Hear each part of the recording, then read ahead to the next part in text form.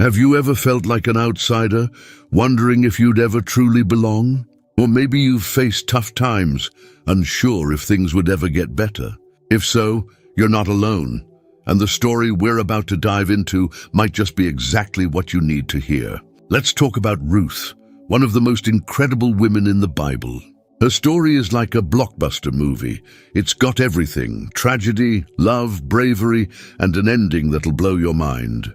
Picture this: Israel is going through some rough times. There's not enough food to go around, people are struggling, and it seems like everyone's forgotten about God. It's in this mess that we meet Ruth, a young woman from Moab, who's about to go on the journey of a lifetime. Now you might be thinking, why should I care about some woman who lived thousands of years ago?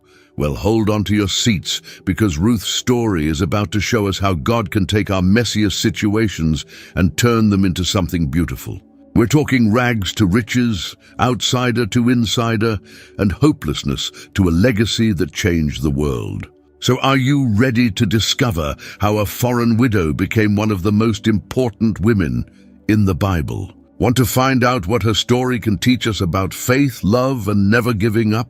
Then stick around, because we're about to unpack the amazing story of Ruth, and trust me, it's going to be one wild ride. Get ready to see how God works in mysterious ways, how one person's faithfulness can change history, and how love can conquer all obstacles. This isn't just some dusty old tale. It's a story that's going to challenge you, inspire you, and maybe even change the way you see your own life. So let's jump in and discover why Ruth's story has captivated people for thousands of years, and why it's still incredibly relevant for us today. Our story begins in the land of Moab, a nation with a complex history of conflict and kinship with Israel. The Moabites, descendants of Lot, were often at odds with their Israelite neighbors. It's in this foreign land that we first encounter Ruth, a young woman likely raised in the polytheistic traditions of her people. The Bible doesn't provide extensive details about Ruth's early life, but we can infer that she was raised in a culture vastly different from the monotheistic faith of Israel. Imagine a young Ruth, perhaps curious about the beliefs of her Israelite neighbors, yet firmly rooted in the customs of her own people. Enter Elimelech, a man from Bethlehem in Judah, who journeys to Moab with his wife Naomi and their two sons, Mahlon and Chilion, seeking refuge from a severe famine. It's a desperate move, leaving the promised land for a foreign territory, but one driven by the basic need for survival. In time, Mahlon takes Ruth as his wife, while his brother Chilion marries another Moabite woman named Orpah. The Bible is silent on the details of Ruth and Mahlon's courtship and wedding, but we can imagine the cultural challenges they might have faced. A union between an Israelite and a Moabite was unconventional, to say the least. During their marriage, it's likely that Ruth was exposed to the faith of Israel. The book of Ruth later reveals her deep commitment to the God of Israel, suggesting that her time with Mahlon had a profound impact on her spiritual journey. However, their happiness was to be short-lived. In a tragic turn of events, Elimelech dies, leaving Naomi a widow in a foreign land. Then, in what must have been a devastating blow, both Mahlon and Chilion also pass away, leaving not one, but three widows: Naomi, Ruth, and Orpah. In ancient times, the plight of a widow was often desperate, but to be a widow in a foreign land was even more precarious. Ruth's world had been turned upside down, and the choices she would make next would alter the course of her life, and indeed, the course of history.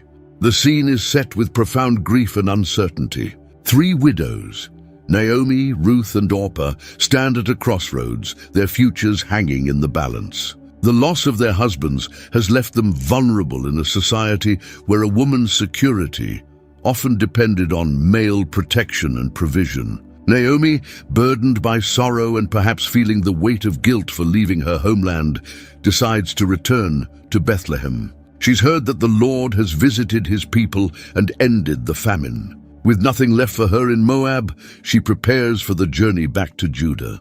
In a moment of selfless love, Naomi urges her daughters-in-law to return to their mother's homes. She blesses them, saying, "May the Lord deal kindly with you, as you have dealt with the dead and with me." Ruth 1:8. Naomi's words reveal the depth of affection that had grown between these women, transcending cultural barriers. What follows is one of the most poignant scenes in Scripture. Orpah, after much weeping, kisses Naomi goodbye and returns to her people. But Ruth clings to Naomi, refusing to leave her side. In face of Naomi's insistence, Ruth utters words that have echoed through the ages. "Do not urge me to leave you or to return from following you, for where you go I will go, and where you lodge I will lodge. Your people shall be my people, and your God my God. Where you die I will die, and there will I be buried. May the Lord do so to me, and more also, if anything but death parts me from you." Ruth 1:16-17. This declaration is more than just a pledge of loyalty to a mother-in-law. It's a profound statement of faith and commitment. Ruth is not only choosing to accompany Naomi, she's choosing to adopt Naomi's God, people, and way of life. She's leaving behind everything familiar, her homeland, her family, her gods, to venture into the unknown with Naomi. Ruth's decision is remarkable for its courage and selflessness. As a Moabite in Israel, she would likely face prejudice and hardship. Yet her love for Naomi and her newfound faith in the God of Israel compel her forward. This moment of decision showcases Ruth's extraordinary character, her loyalty, her bravery, and her willingness to sacrifice for love. In Ruth's pledge, we see a foreshadowing of the kind of commitment God desires from his people. Her words echo the covenant loyalty that God shows to Israel and that he calls Israel to show in return. Ruth's faithfulness to Naomi becomes a powerful metaphor for faithfulness to God himself. As Naomi and Ruth set out on the road to Bethlehem, they carry with them grief and uncertainty. But they also carry hope in the God who provides and in the strength of their bond. Little do they know that this journey is just the beginning of an incredible story of redemption and restoration. The road from Moab to Bethlehem stretches before Ruth and Naomi, a path spanning not just physical distance, but cultural and spiritual divides. This journey, likely around 50 miles, would have taken several days on foot, traversing rugged terrain and crossing the Jordan River. Imagine these two women, bonded by loss and love, making their way across the landscape. Naomi, older and grief-stricken, perhaps leaning on Ruth for support. And Ruth, stepping into a new world with each footfall, her commitment to Naomi and to the God of Israel guiding her forward. As they travel, we can envision the conversations they might have had. Perhaps Naomi shared stories of Bethlehem, of the God of Israel, and of the customs Ruth would need to learn. Maybe Ruth asked questions, eager to understand the faith she had chosen to embrace. This journey was not just a physical relocation, but a spiritual pilgrimage for Ruth. The Bible doesn't detail their journey, but we can imagine the challenges they faced. Two women traveling alone would have been vulnerable to dangers on the road. They likely relied on the hospitality of strangers for food and shelter. Every step would have been a testament to their faith and determination. As they neared Bethlehem, the landscape would have changed. The arid regions giving way to the more fertile hills of Judah. For Naomi, it was a bittersweet homecoming. For Ruth, it was stepping into a new world, filled with uncertainty but also possibility. Their arrival in Bethlehem causes quite a stir. The scripture tells us the whole town was stirred because of them, and the women exclaimed, "Can this be Naomi?" Ruth 1:19. Naomi's response is telling. "Don't call me Naomi," she told them. "Call me Mara, because the Almighty has made my life very bitter." Ruth 1:20. Naomi's words reveal the depth of her pain and loss. She left Bethlehem full, with a husband and 2 sons, and returns empty save for her faithful daughter-in-law. Yet in her grief, Naomi still acknowledges God's sovereignty, referring to him as the Almighty. For Ruth, this moment of arrival must have been daunting. She stands beside her mother-in-law, a foreigner in a strange land, unknown and possibly unwelcome, yet she remains steadfast, ready to face whatever challenges lie ahead. Their arrival in Bethlehem coincides with the beginning of the barley harvest, a detail that seems minor but will prove pivotal in the unfolding of their story. It's a sign of God's provision. They've come at a time when work and food might be available. As Ruth and Naomi settle into life in Bethlehem, they face an uncertain future. How will they survive? How will Ruth, a Moabite, be received by the people of Bethlehem? And how will God work in their circumstances to bring about his purposes? The stage is set for the next chapter in Ruth's extraordinary journey. Little does she know that her faithfulness and courage are about to open doors she could never have imagined. As the golden hues of the barley harvest paint the fields of Bethlehem, we find Ruth taking initiative to provide for herself and Naomi. The law of Moses made provision for the poor and foreigners, allowing them to glean in the fields, gathering leftover grain after the harvesters had passed through. Ruth, in her humility and diligence, sets out to take advantage of this opportunity. And Ruth the Moabite said to Naomi, "Let me go to the fields and pick up the leftover grain behind anyone in whose eyes I find favor." Ruth 2.2. Ruth's words reveal her character: hard-working, humble, and willing to face potential rejection for the sake of survival. As Providence would have it, Ruth finds herself in the field of Boaz, a wealthy and influential man from the clan of Naomi's late husband, Elimelech. Boaz arrives from Bethlehem, greeting his harvesters with the blessing, "The Lord be with you." Their response, "The Lord bless you," gives us a glimpse into the godly character of Boaz and the atmosphere of his fields. It's in this setting that Boaz first notices Ruth. His inquiry about her identity leads to a glowing report from his foreman. She is the Moabite who came back from Moab with Naomi. She said, "Please let me glean and gather among the sheaves behind the harvesters." She came into the field and has remained here from morning till now, except for a short rest in the shelter. Ruth 2.67. Boaz, moved by Ruth's story and impressed by her work ethic, approaches her with unexpected kindness. He tells her to stay in his fields, ensures her safety, and even invites her to drink from the water jars when thirsty. Ruth, overwhelmed by this generosity, falls at his feet asking, "Why have I found such favor in your eyes that you notice me a foreigner?" Ruth 2:10. Boaz's response is telling, "I've been told all about what you have done for your mother-in-law since the death of your husband. May the Lord repay you for what you have done. May you be richly rewarded by the Lord, the God of Israel, under whose wings you have come to take refuge." Ruth 2:11-12. This exchange reveals Boaz's godly character and his recognition of Ruth's faith and loyalty. He sees beyond her status as a Moabite and values her for her actions and devotion to the God of Israel. The day continues with Boaz showing extraordinary kindness to Ruth. He invites her to eat with his workers, personally serves her roasted grain, and instructs his men to intentionally leave extra grain for her to glean. By the end of the day, Ruth has gathered an ephah of barley, an amount that would have taken days under normal circumstances. When Ruth returns home and recounts the day's events to Naomi, her mother-in-law is quick to recognize God's hand at work. She explains that Boaz is a close relative, one of their family redeemers. This information sets the stage for the next phase of their story as Naomi begins to see hope for Ruth's future. This encounter in the fields is more than just a fortunate coincidence. It's a testament to God's providential care, working behind the scenes to bring Ruth and Boaz together. It's also a beautiful picture of God's law of gleaning in action, providing for the poor and the foreigner. As the sun sets on this pivotal day, Ruth and Naomi have newfound hope.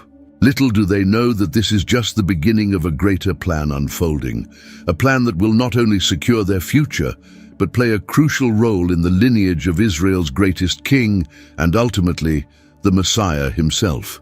With the knowledge that Boaz is a close relative and potential redeemer, Naomi's mind begins to work. She sees an opportunity not just for survival, but for Ruth's long-term security and happiness.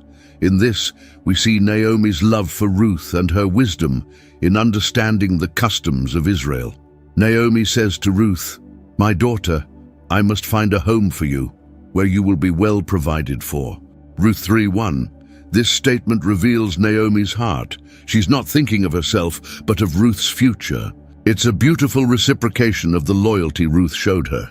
The plan Naomi devises is bold and unconventional by our modern standards, but it aligns with the customs of the time. She instructs Ruth, "Wash, put on perfume, and get dressed in your best clothes. Then go down to the threshing floor, but don't let him know you are there until he has finished eating and drinking. When he lies down, note the place where he is lying. Then go and uncover his feet and lie down. He will tell you what to do." Ruth 3:3-4. This plan is fraught with risk. Ruth as a foreigner could be misunderstood or taken advantage of. Yet it's also a plan that respects the customs of levirate marriage and redemption in Israel. Naomi is essentially instructing Ruth to make herself available for marriage to Boaz, their kinsman redeemer. It's important to understand the concept of the kinsman redeemer here.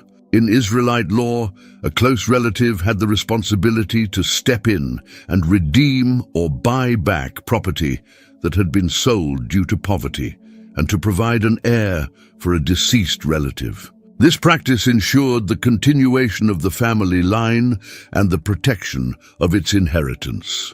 Ruth's response to this daring plan is simple and profound. "I will do whatever you say." Ruth 3:5. Her words echo her earlier pledge of loyalty to Naomi and demonstrate her trust in her mother-in-law's wisdom. This moment is pivotal in Ruth's story. She's no longer just a gleaner in the fields, dependent on the kindness of others. She's taking an active role in securing her future and, by extension, Naomi's. It's a step of faith, trusting in the God of Israel and the customs of her adopted people. As Ruth prepares to carry out this plan, we can imagine her nervousness and anticipation. She's about to approach a man of influence and wealth, putting herself in a vulnerable position. Yet her courage and trust in Naomi's guidance propel her forward. Naomi's plan sets the stage for a midnight encounter that will change the course of Ruth's life. It's a plan born of desperation, yes, but also of hope and faith in God's provision through the customs he established for his people. As the sun sets and Ruth makes her way to the threshing floor, the air is thick with possibility.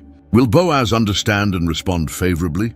Will Ruth find the security and belonging she seeks? And how will God work through these circumstances to bring about his greater plan? The stage is set for a dramatic encounter that will test Ruth's courage and Boaz's character, all while showcasing God's providential care for his people. The night air is cool as Ruth approaches the threshing floor, her heart likely pounding with a mixture of nervousness and determination. The scene before her is one of celebration. The harvest is complete, and Boaz and his workers are enjoying a feast. Ruth waits patiently in the shadows, observing Boaz as Naomi instructed. As the festivities wind down, Boaz, satisfied and in good spirits, lies down at the far end of the grain pile. Ruth seizes this moment. With quiet resolve, she approaches, uncovers his feet, and lies down. This act, while potentially scandalous to our modern sensibilities, was Ruth's way of requesting marriage and redemption according to the customs of the time. In the middle of the night, Boaz startles awake. Imagine his surprise to find a woman at his feet. "Who are you?" he asks. Ruth's response is both bold and humble. "I am your servant Ruth," she says. "Spread the corner of your garment over me, since you are a guardian redeemer of our family." Ruth 3:9. This statement is loaded with cultural significance. By asking Boaz to spread his garment over her, Ruth is essentially proposing marriage. She's invoking his responsibility as a kinsman redeemer and expressing her willingness to become his wife. Boaz's response reveals his character and his deep respect for Ruth. "The Lord bless you, my daughter," he replied. "This kindness is greater than that which you showed earlier. You have not run after the younger men, whether rich or poor. And now, my daughter, don't be afraid. I will do for you all you ask. All the people of my town know that you are a woman of noble character." Ruth 3:10-11. Boaz recognizes Ruth's proposal for what it is, an act of kindness towards Naomi's family line. He's touched that Ruth, a younger woman, would consider him as a husband. His words also reveal that Ruth's reputation in Bethlehem has grown.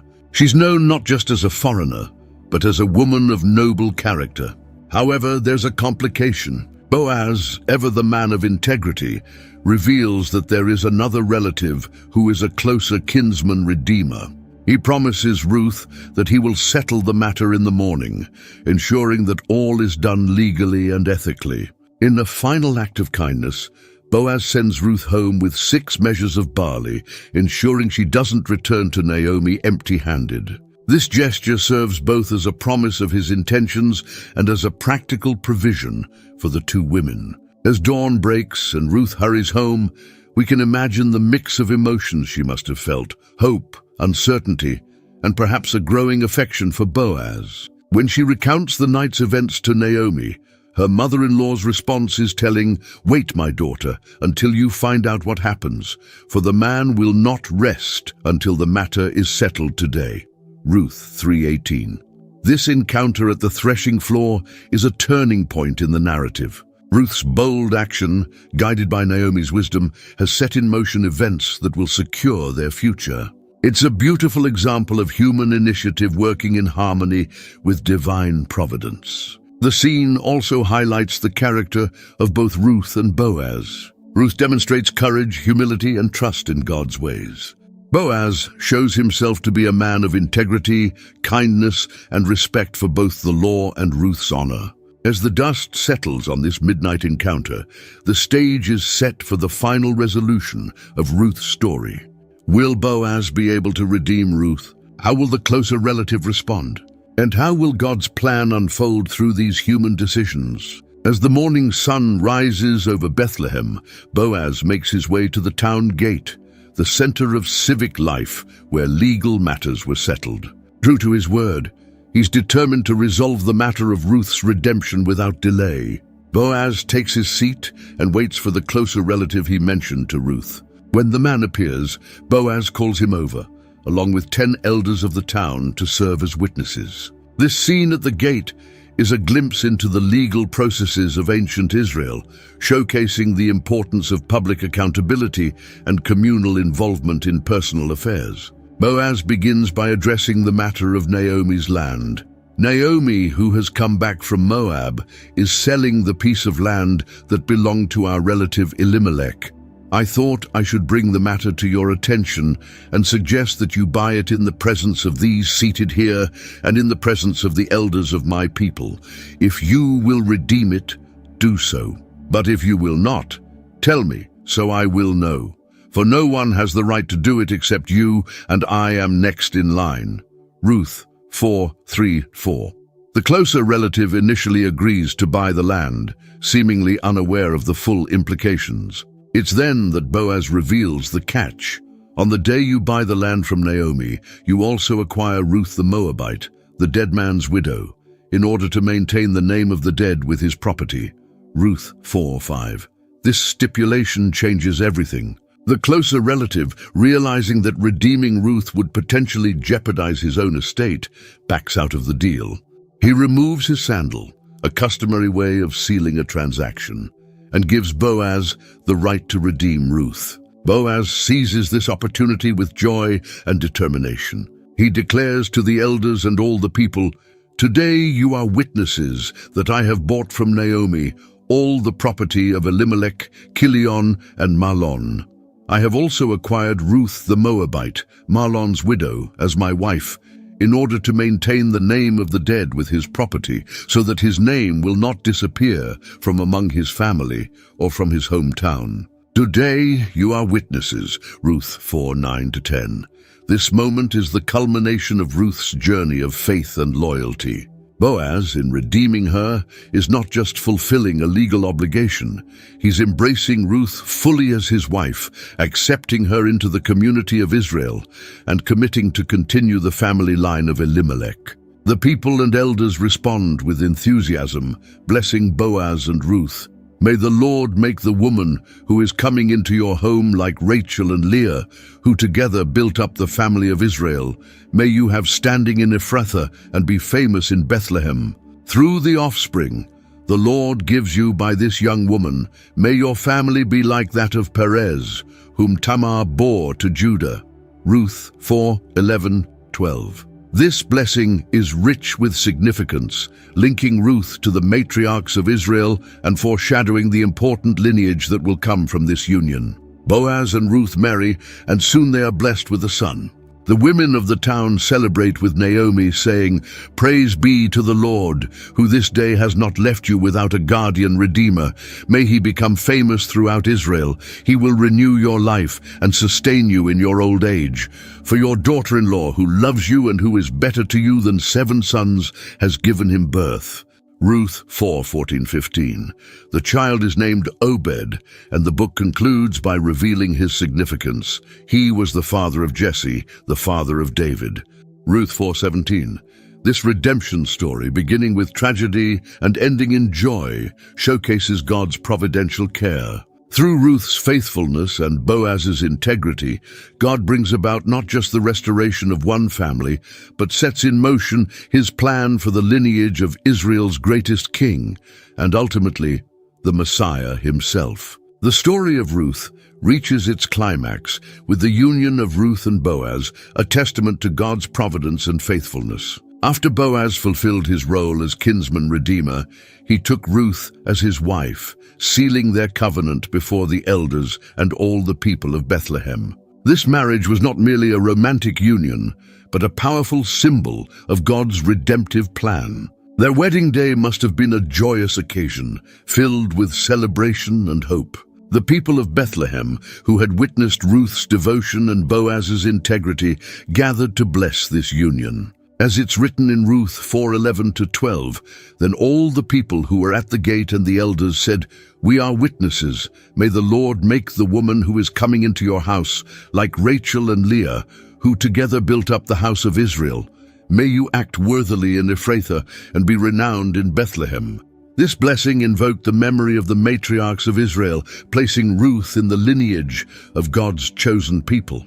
Despite her Moabite origins, Ruth was now fully embraced as a daughter of Israel, a remarkable testament to God's inclusive love and the power of faith to transcend cultural boundaries. The marriage of Ruth and Boaz serves as a beautiful picture of Christ's relationship with his church. Just as Boaz redeemed Ruth, Christ has redeemed us. Their union reminds us of the intimate and covenantal nature of our relationship with God, calling us to a deeper understanding of his love and our response to it. The marriage of Ruth and Boaz was soon blessed with the birth of a son, Obed. This joyous event marked a dramatic turn in Ruth's story, transforming her from a childless widow to a mother and securing her place in the lineage of Israel's greatest kings. The significance of Obed's birth cannot be overstated. As we read in Ruth 4:14-15, then the women said to Naomi, "Blessed be the Lord, who has not left you this day without a redeemer, and may his name be renowned in Israel. He shall be to you a restorer of life and a nourisher of your old age, for your daughter-in-law who loves you, who is more to you than 7 sons, has given birth to him." This child was seen as a gift not just to Ruth and Boaz, but to Naomi as well. Obed became the source of renewed hope and joy for Naomi, who had once returned to Bethlehem empty and bitter. Through Ruth's faithfulness and God's providence, Naomi's emptiness was filled, and her bitterness turned to sweetness. But Obed's birth had implications far beyond the immediate family. Unbeknownst to Ruth, her son would become the grandfather of King David, and through this lineage, the ancestor of Jesus Christ himself. In Matthew's genealogy of Jesus, we find Ruth's name alongside those of Abraham, Isaac, and Jacob, a Moabite woman given a place of honor in the family tree of the Messiah. Ruth's legacy therefore extends far beyond her own lifetime. Her story of faith, loyalty, and redemption became a powerful testimony to God's faithfulness and his ability to use the most unlikely individuals to fulfill his divine plan. Through Ruth, We see how God can take our broken stories and weave them into his grand narrative of redemption. Moreover, Ruth's inclusion in the lineage of Christ serves as a powerful reminder of God's heart for all nations. As the Apostle Paul would later write in Galatians 3:28, "There is neither Jew nor Greek, there is neither slave nor free, there is no male and female, for you are all one in Christ Jesus." Ruth's story foreshadows this great truth, showing that God's plan of salvation extends to all who put their faith in him, regardless of their national or ethnic background.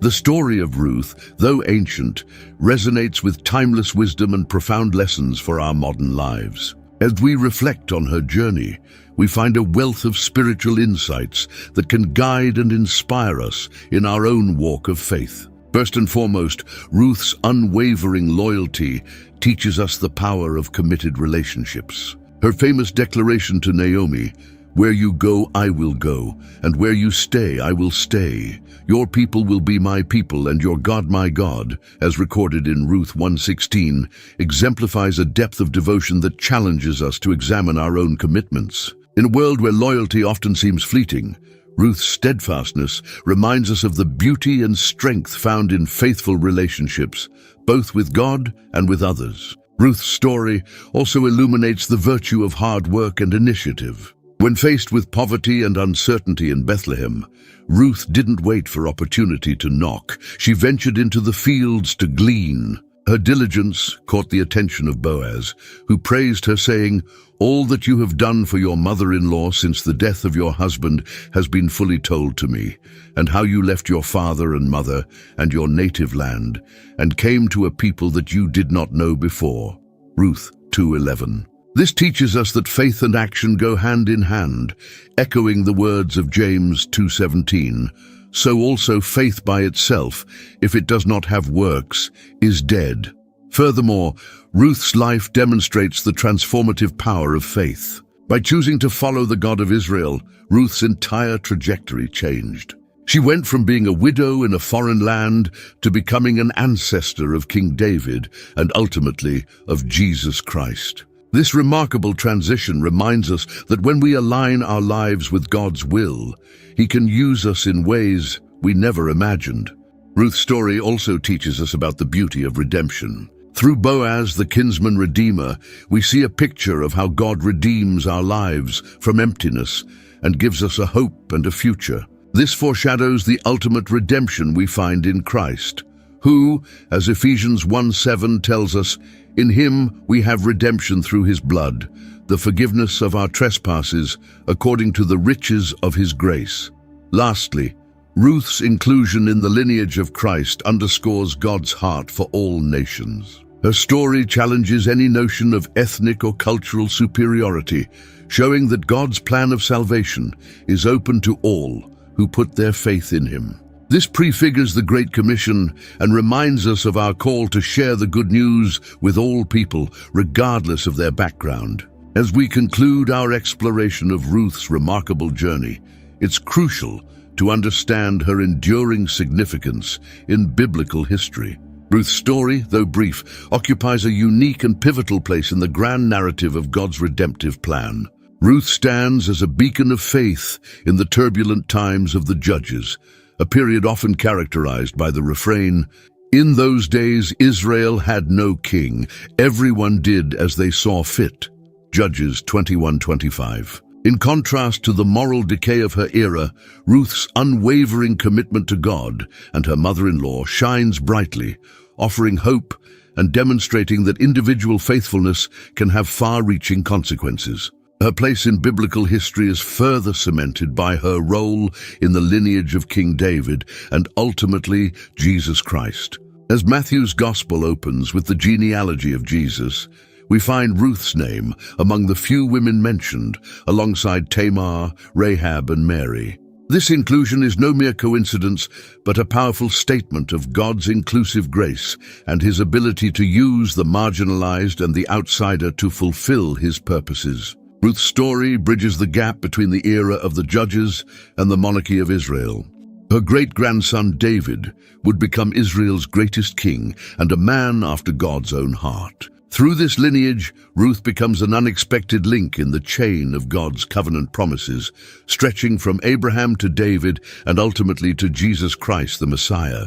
Moreover, the book of Ruth provides a beautiful glimpse into the concept of the kinsman redeemer, a role fulfilled by Boaz. This foreshadows Christ's role as our ultimate redeemer, who, like Boaz, was not obligated to redeem us, but chose to do so out of love. As Ephesians 1:7 reminds us, in him we have redemption through his blood, the forgiveness of sins in accordance with the riches of God's grace.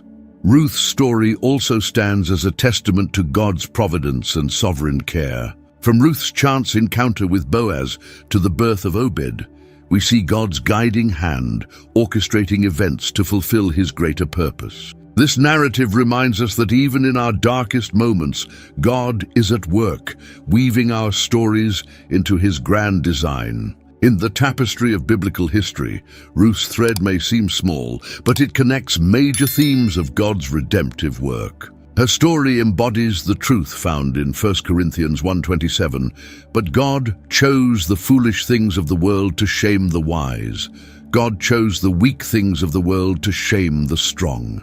As we reflect on Ruth's place in biblical history, we're reminded that our own stories, however ordinary they may seem, can be used by God in extraordinary ways. Ruth's legacy challenges us to live with unwavering faith, to embrace God's redemptive work in our lives, and to trust that our faithfulness today may have implications far beyond what we can see or imagine. In the end, Ruth's story is not just a tale of personal triumph, but a testament to the faithfulness of God, the power of his redemptive love, and the unexpected ways he works to bring about his purposes in human history. May her example inspire us to trust God more deeply, love more faithfully, and live in anticipation of how our own stories might fit into God's ongoing work of redemption in the world.